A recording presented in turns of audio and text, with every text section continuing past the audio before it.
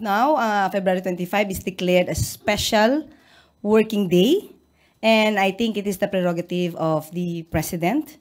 And when we say special working day, still, there is encouragement to people to commemorate, to join any event. And it will not hinder any activity to commemorate the EDSA People Power. But isn't this an effort, ma'am, from Malacanang para kasi yung mga critics sinasabi na gusto nang burahin yung part na to ng history ng bansa? Okay, again, yan na naman ay kanilang mga opinion sa mga balak na tumuligsa sa Pangulo at sa pamahalaan. Unang-una, isipin po natin, mayroon po bang pinahinto ang Pangulo na anumang activity na patungkol dito sa commemoration ng EDSA People?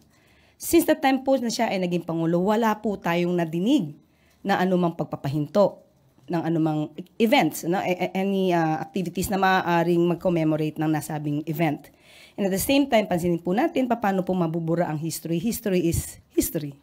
So hindi po kakayanin po lang ng presidente na ito ay mabura sa ating history. Pero what do you want to tell those universities and colleges na nag-decide to suspend their classes today to commemorate the EDSA anniversary? They are given the freedom to do that. Kaya po hindi natin sinasabing ang Pangulo ay humahadlang sa anumang balakin ng anumang organisasyon, universidad, sa kanilang mga gagawing activities. So kung balak po nila talaga na sila ay walang klase, it's up to them. Free po sila to do that. A related question. Sorry, Medina. Dale. Isn't this undermining the gains of the EDSA revolution and diminishing its spirit and essence? No, I don't think so. We don't think so. Why?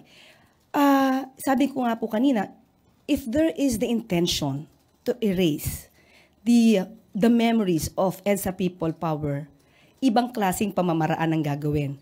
As a matter of fact, we declared it as a special working day, but it is considered just a regular working day. But what's the purpose of a special working day?